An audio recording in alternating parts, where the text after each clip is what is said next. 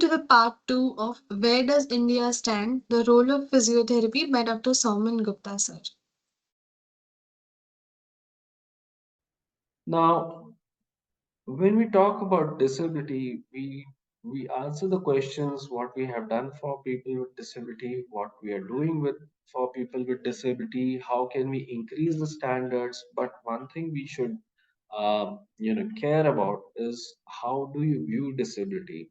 There are many definitions of disability. There are 100 plus definitions of disability. There are 100 plus situations where philosophical situations where you have tried to explain disabling status. So when you look at all these disabling situations, we need to acquire multiple views of disability, and we should know where we can interfere and stop the disabling process. And when we know about the disabling and enabling situations effectively, we would, be able to handle surveillance in disability better. We would be able to take public health stance in disability better.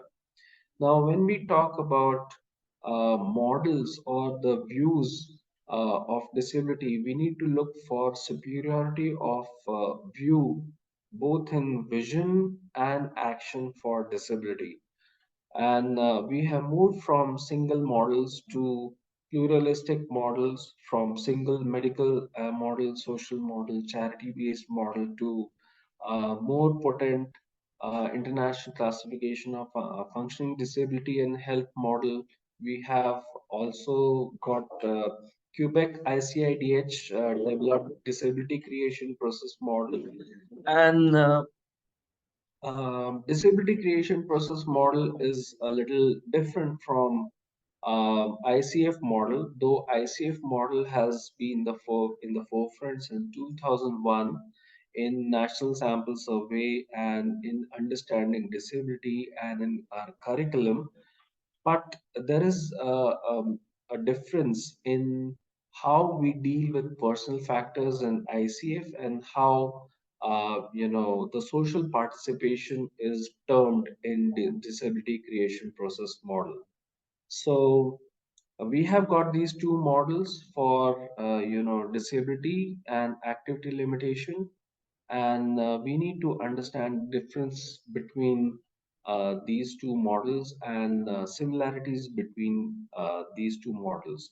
Now, when we talk about ICF model of viewing disability, it's a combination of medical model and social model. You can call it biopsychosocial model. And disability creation process, on the other hand, is developed on the development model or the anthropological model of human development. And it only talks about social participation. Um, that is, what is necessary for living or survive in this world. Then there is difference in the definition of the participation in ICF and disability creation process model. Here in ICF, the participation is interaction between individuals, health condition, and contextual factor.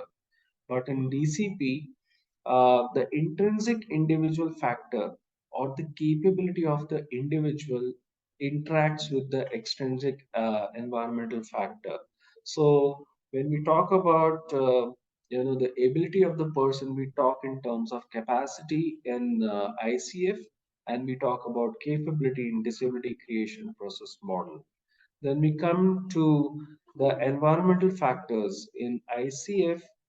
The influence of environment is not clearly identified conceptually, but in disability creation process model, social participation itself is incorporated as a determinant of, or the output of the environment.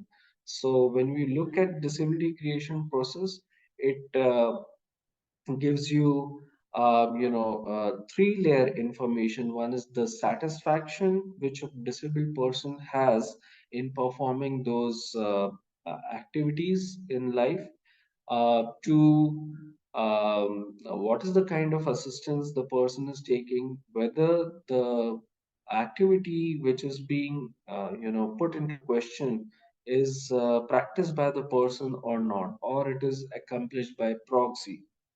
So there is a difference in the process how you come out with the definition of participation in ICF and in disability creation process model. Now, we also need a model to identify ways to intervene rather than working with hypothetical frameworks and manage the impairment. I would give example of low back pain. We have been studying low back pain, impairment-based treatments. We have been working on how to limit low back pain using different techniques, different management. But then finally, we have ended up with treatment-based classification. So we have forgotten about the impairment. We are working towards activity limitation and participation restriction.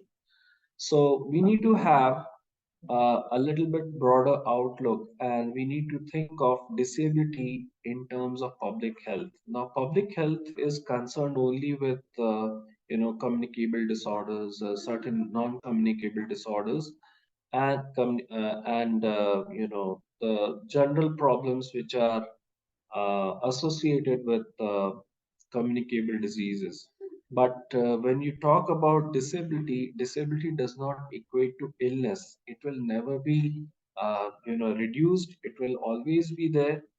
And environment is a crucial factor, both enabling and disabling environment in health and well-being of people with disabilities. That should be understandable, and it should be incorporated in public health.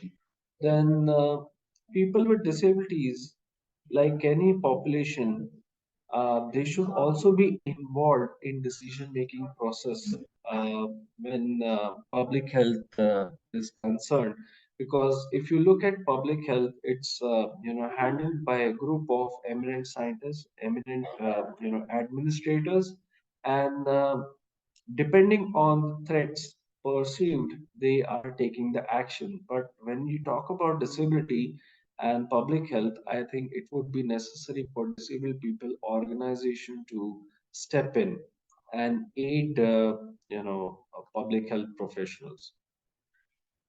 Then we have increased and decreased opportunities for people with disabilities affecting participation in societal activities. Now, public health cannot deal with participation in society.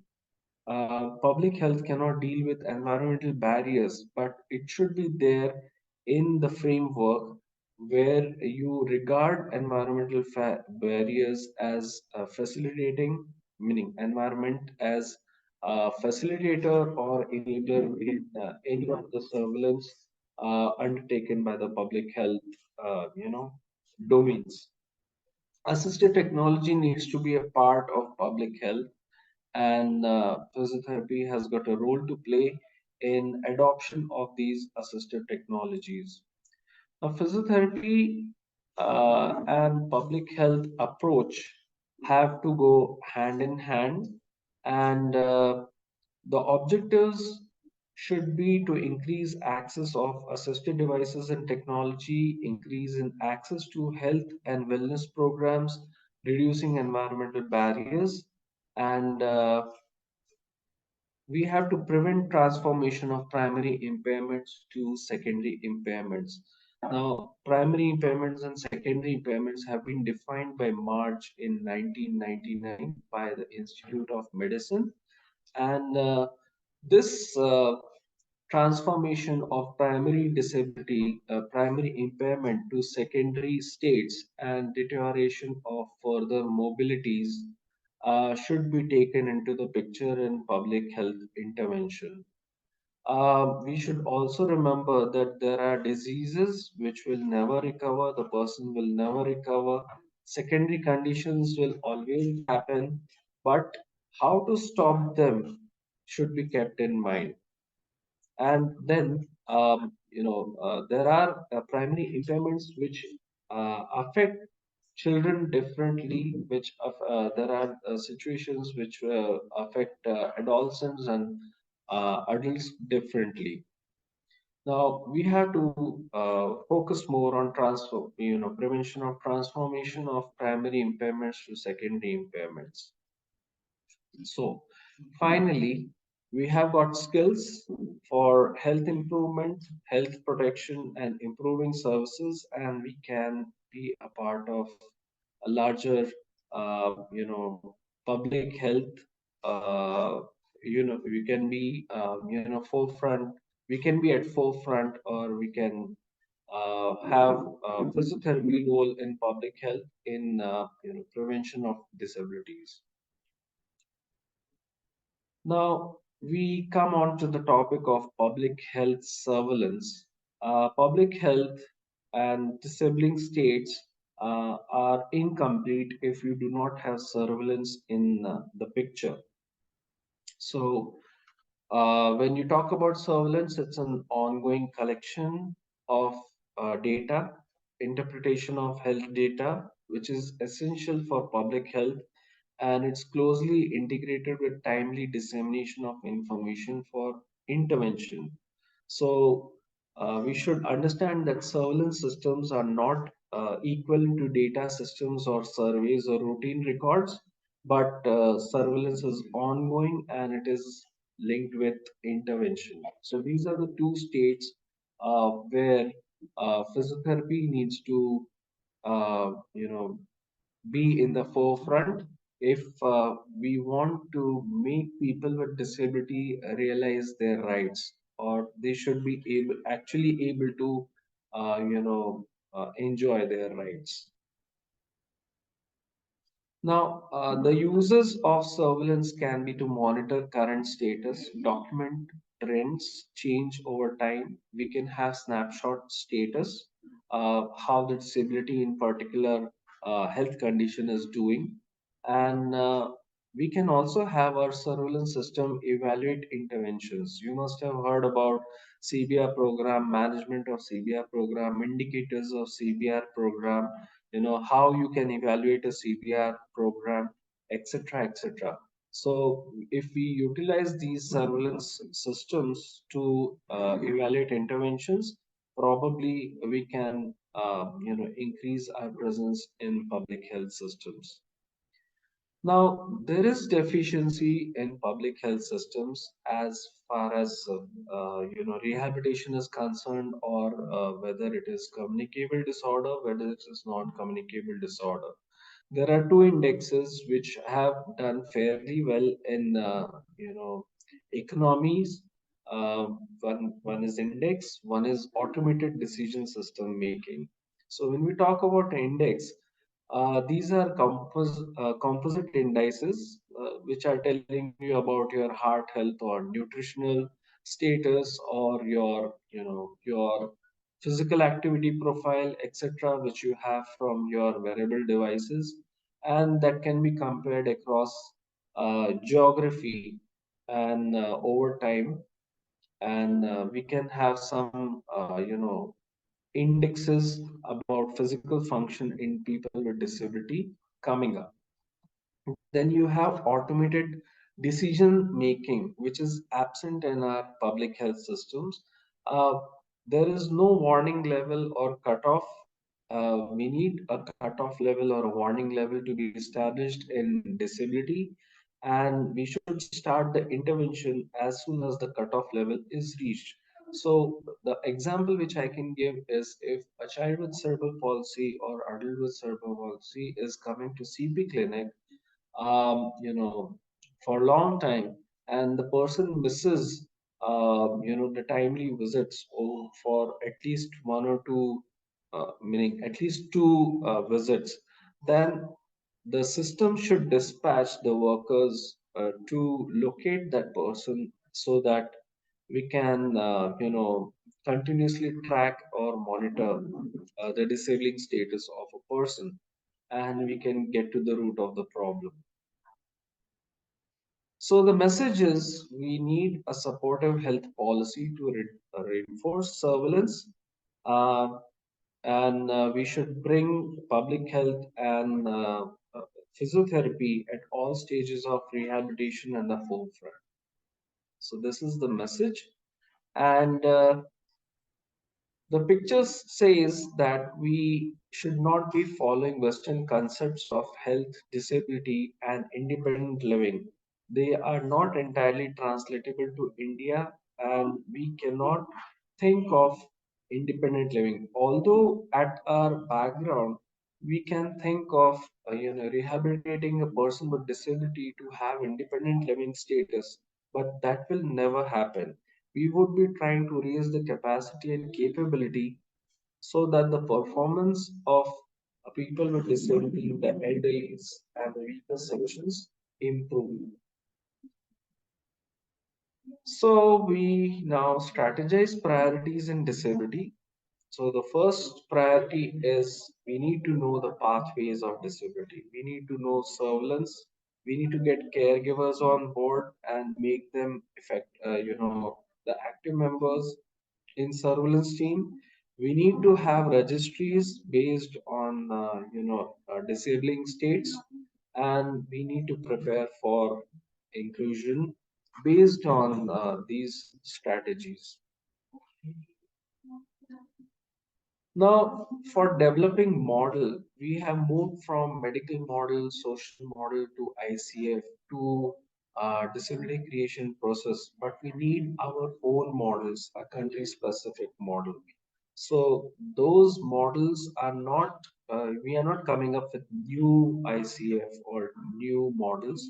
What I'm talking about is develop a surveillance model for each of the disabling states.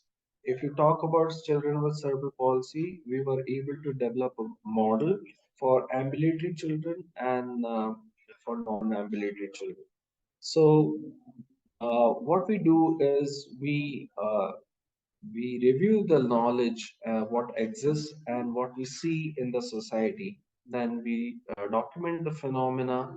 We try to see how the body structure is changing, how the body function is changing, and we combine this information with the epidemiology of limitations. So this is something which we should always, think of. What is the epidemiology of deteriorating state of mobility in children with cerebral palsy or in adults with cerebral palsy? So we have got this course, we have got certain courses provided by the ICF. We can utilize them to document the limitations. We can also document at risk of developing secondary disabilities. We can document body structure and body function categories. So if I want to give you an example, I sampled or our team sampled um, cerebral palsies from 18 states through five cultural zones: East, West, North, South, and Central India. And we documented body structure, function, and activity limitation. And I included developmental creation, disability creation process model to document social participation. And then we did structural equation modeling to come up with pathways, various pathways, where finally the quality of life of adults and adults with cerebral palsy is being affected. So we have the inputs of body structure and function, we have inputs of activity limitation, and we have inputs of participation restriction, and finally we are able to uh, find what is the influence of each of this domain in ICF and DCP affecting the whole quality of life. So when we talk about ambulatory models of cerebral palsy, we have got gait pattern, we have got oxygen and consumption, you have got flexibility, and you have got body alignment states which are coming into the picture, and there are direct and indirect pathways of influence on pediatric quality of life or quality of life in adults and adults with cerebral palsy. So these are the two models. So, this is just an example where my model is predicting participation in quality of life with this much percent. So I assume my model is, fit. It's a good fit for having a surveillance on adults and adults with cerebral palsy. So these are some of the outcomes of how there is direct and indirect influence on participation through individual indicators of physical function. Next, we should talk about is data sharing. We do not have data sharing policies. The government does not have information about registered people with disabilities and NGOs because the data is not, something which is uniform. The data is not collected on terms of body structure and function impairments or activity limitation, where we can use the data for surveillance. So, if I give an example, there is ICMR funded project on developing standards, which was headed by Dr. Kavita Raja. So they had come up with a Sakshama card, which has got all the inputs of body structure, function, activity limitation from variety of professionals, and that can be used for surveillance in NGOs. It can be used for surveillance in private clinics. It can be used by the government machinery. So at the end, we want a uniform system of documentation which actually helps prioritize our management proactively.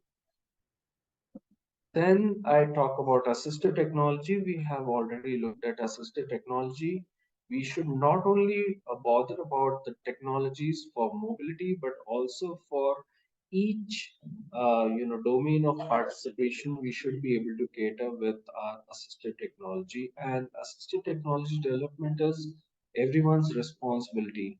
If you have interest, you should have credentials in assistive technology, and it will improve your depth of knowledge for improving somebody's disabling state. Then we come down to the core of surveillance, public health, documentation, framework, everything. We are working in a framework, and finally at the end we are able to create instruction manual. This instruction manual is akin to statistical analysis plan which you embark in your research work. So let's name it as life care planning. So life care planning is kind of a instruction manual for certain people with disability, which is centered around their activity, and it helps them facilitate daily living activities in their health, chronic health condition or disability. So, life care planning is a document that describes information for provision of appropriate services and support, and it must be updated regularly to capture any changes in situation of the person with disability. It should be easy to use, culturally appropriate, and it should be legally sound. So here is, one of the frameworks you see in life care document. So you look at prevention, you look at follow-up, remediation, rehabilitation, support, respite, institutionalization, vocational rehabilitation, novel employment opportunities which have been generated, which should be included in your life care plan.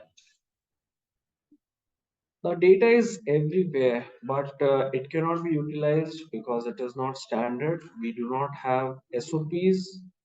We do not have any surveillance state. We do not have registries, and we physiotherapists cannot access registries because there is no framework, national framework, government framework where you are registered to a government body. The Ministry of Family Health and Welfare has started, uh, a registration of health professionals, private practitioners, for midwives, nurses, and physicians, but it is not that for physiotherapists. So, if you think in terms of Rights of People with Disability Act, our act is not influencing the government machineries to include physiotherapists, to help physiotherapists help people with disability. So, in short, although we have got Rights of People with Disability Act, but restriction of uh, healthcare professionals from registering in a central database, it is something which will hamper people achieving rights, practicing their rights. We have to recognize phenotypes of people with disability, whether it's cerebral palsy, whether it's TBI, whether it's stroke, because we cannot give the same intervention to everyone. We should recognize the phenotypes of caregiver, we should recognize phenotypes of disabling states, and we should not just, stick to, run-of-mill interventions. We should, think in all the directions for providing help to people with disabilities. Coming to policy implications, I have got only two. We should have sustainable surveillance program to monitor indicators of physical functioning, social functioning, and cognitive functioning. We should have national registry both for people with disability and people with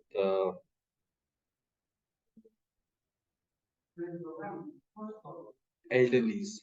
So my take-home message is, surveillance. We should always think in terms of prevention, surveillance, and we should always monitor that primary impairment does not become secondary impairment, and it does not become what you say uh, cause deterioration of mobility states and restriction of participation. So that's all for from me. Thank you very much.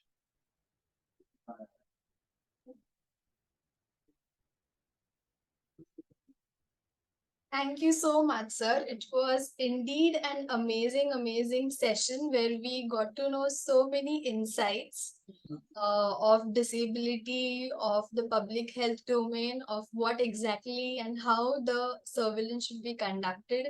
I'm very sure our budding physiotherapists who are pursuing their masters, who will be interested in doing their PhD, will be getting new and new insights. So I just have, out of excitement, one question, sir. I have just got to know about your extensive research in the field of cerebral palsy in Pan India. So would you like to please share few insights on that as well? Just a request. Okay. Uh, just a minute. I'll stop sharing this document and then I'll answer your question. Yeah. Okay. So, from my research work, I have come out with several points which should be used by the physiotherapists, used by the NGOs. That is the documentation of their body structure function. We have come out with surveillance models. although every state has got a different machinery or different way of handling people with disability, what I would suggest is there should be a uniform documentation all throughout the country, and we should you know, think in terms of formation of self-help groups, where the physiotherapist or the caregiver, the healthcare provider should be the moderator, and you know, it needs a team to do a surveillance thing. You can't do individually. And my second part of the study was, to see how the closed chain function exercises are helping adults and adults with cerebral palsy in maintaining their gait pattern or oxygen consumption, that is energy requirement. So what we have found out is people who are severely disabled, and if they are going through disabling states, or if there is deterioration of their ambulatory capacities, their energy expenditure increases, which will also influence their gait patterns, which will also influence their oxygen consumption, and you get tired and you stop those activities. And the other thing which we noticed was, something which is already known to people, that is learned non-use disability. So if you think of learned non-use, you must be seeing people with stroke, children who have got tantrums. Once their behavior fixes, they want help from people around them. So this learned non-use, which you see in constraint-induced therapy, also when you handle strokes, if this learned non-use behavior needs to be stopped, then you need to have this surveillance, and we should stop this learned non-use states in all sorts of disabilities. So that's my message from research work. Okay, I can't hear you. Yes. So just one more question. Will our students will be able to, get more insights on this? Where could we find the access to this?